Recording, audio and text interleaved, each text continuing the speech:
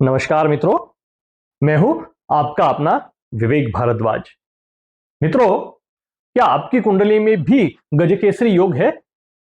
लोग कहते हैं कि अगर ये योग हो तो व्यक्ति राजा बनता है, धन, सम्मान और शोहरत सब मिलता है। लेकिन क्या सच में गजकेसरी योग हर किसी को राजयोग देता है, या इसके पीछे भी कोई छुपा सच है? आज हम इस राज को खोलेंगे।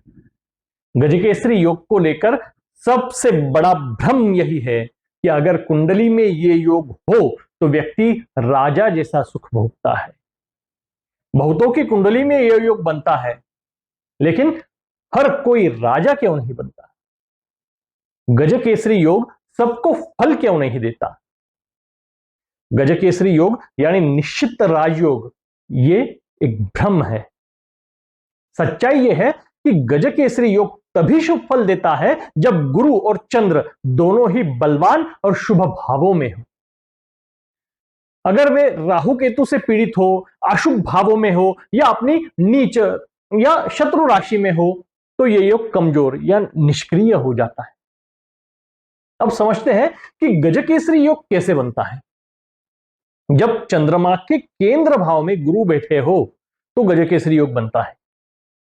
यानी कुंडली में कहीं भी चंद्र के साथ, चंद्र से चौथे, सातवें या 10वें भाव में गुरु हो तो यह योग बनता है। गुरु ज्ञान, धर्म, सद्बुद्धि और धन के कारक है। चंद्र मन, भावनाएं और मानसिक शक्ति के कारक है। यानी इन ग्रहों से यह बातें देखी जाती है। अगर चंद्र यानी मन और गुरु यानी ज्ञान एक साथ हो तो व्यक्ति की सोच और कार्य में सामंजस्य बनता है। यही शक्ति उसे ऊंचाई तक ले जाती है। लेकिन अगर चंद्र या गुरु की राशि, भाव या अन्य ग्रहों से संबंध की स्थिति ठीक नहीं हो तो यह योग कमजोर पड़ जाता है। यह योग प्रमुखतः चंद्र और गुरु के केंद्र योग से बनता है, न कि लग्न से या चंद्र गुरु के एक दूसरे के कोण भाव में होने से बनता है। इसके पीछे क्या कारण हो सकता है, इस पर अगर विचार करें तो केंद्र भाव शुभ भाव तो होते ही है, लेकिन शुभत्व के साथ ये संघर्ष या यूं कहे प्रयत्नवाद भी देते हैं। इस कारण अगर चंद्र के केंद्र में गुरु आ जाए तो मन ज्ञान, धन, धर्म, भाग्य, इन गुरु से देखी जाने वाली सभी बातों के लिए प्रयत्नपूर्वक लगा रहेगा और शुभ फल भी पाएगा। मन उच्च नैतिक बातों में प्रयत्न पूर्वक लगा रहेगा तो बाकी भौतिक संपत्ति तो बोनस जैसे ही मिलेगी। मेन फल तो मन अच्छी बातों में लगे रहना, संतुष्टि पाना, यही है। अब गुरु ही क्यों, अन्य शुभ ग्रह क्यों नहीं? इसके पीछे एक कारण यह भी हो सकता है कि गुरु अपने स्थित भाव से 5वें और 9वें भाव को देखता है।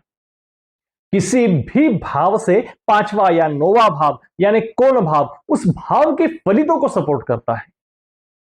ऐसे सभी भावों पर गुरु जैसे शुभ ग्रह की दृष्टि शुभ फल ही उत्कटता से देगी। विषय को संक्षेप में लेते हुए कहता हूं कि केंद्र भाव आयुष्य के 4 महत्वपूर्ण खंभे हैं, जिनके आधार पर संसार की नींव खड़ी है। बाकी लॉजिक आप लगाएं। विस्तार को रोकते हुए हम आगे बढ़ते हैं। गुरु और चंद्र दोनों धार्मिक महत्व भी रखते हैं। गुरु यानी बृहस्पति देवताओं के आचार्य है। चंद्र मन और भावनाओं के स्वामी है।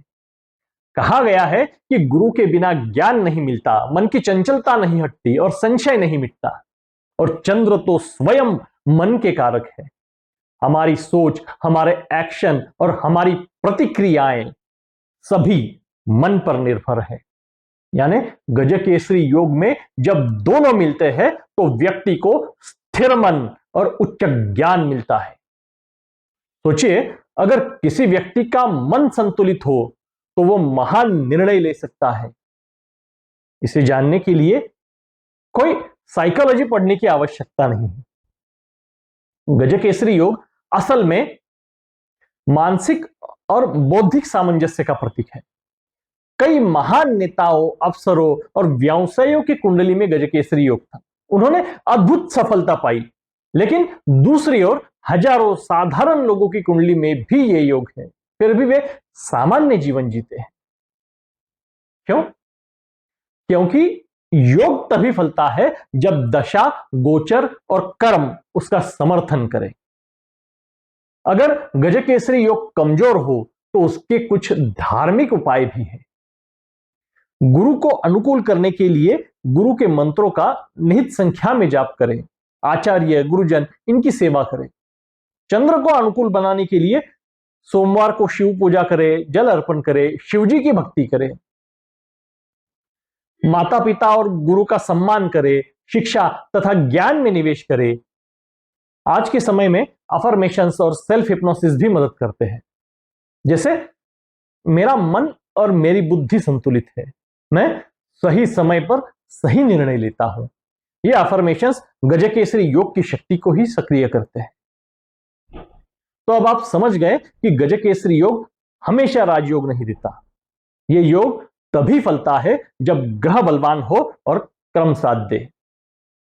अगर आप चाहते हैं कि मैं गजकेसरी योग के वास्तविक जीवन की केस स्टडीज पर वीडियो बनाऊं तो कमेंट में जरूर लिखें। और अगर ये वीडियो आपको पसंद आया हो तो लाइक और शेयर भी कीजिए।